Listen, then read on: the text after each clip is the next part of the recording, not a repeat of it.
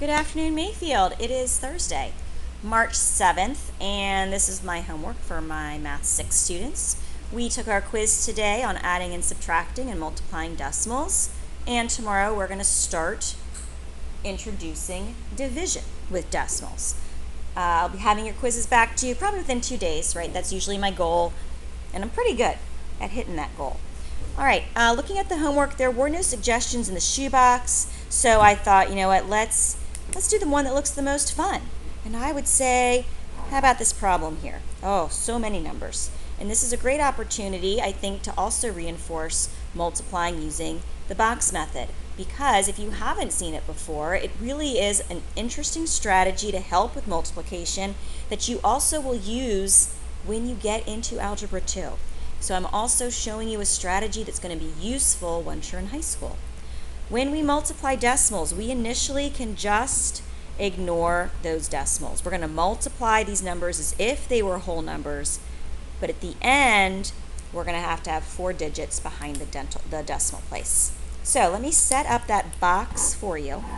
And if your folks haven't seen this strategy before, feel free to show them, because I did not see it myself until I started teaching, and I love it. All right, so 215 I can break down into 210 and 5. And then 16 I can break down into 10 and 6. And then we're basically finding each of these individual products.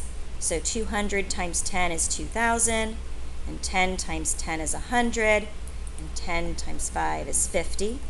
So if I added those up, I would have 2,150 as a partial product.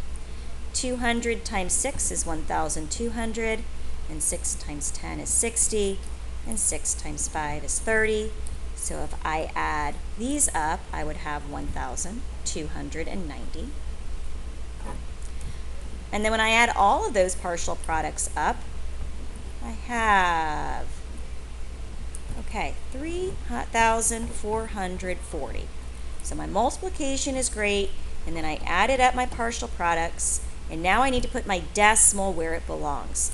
I still, 29 years teaching, I like to underline the number of digits behind the decimal in the problem, and then I do the same thing in the answer. I underlined 4 numbers, so 1, 2, 3, 4, and there's my decimal. So you could write this as 0 and 3,440 10,000ths. However, that 0 in the back is considered insignificant because it doesn't change the value of the number. So if you just write it as 344 thousandths, you are equally right. I hope that helps. Ooh, please look at the directions. You must show work for full credit. That way I know you aren't just using a calculator. No, we want you to show that you understand the math. All right, I will see you tomorrow, everybody. Have a good one. Bye.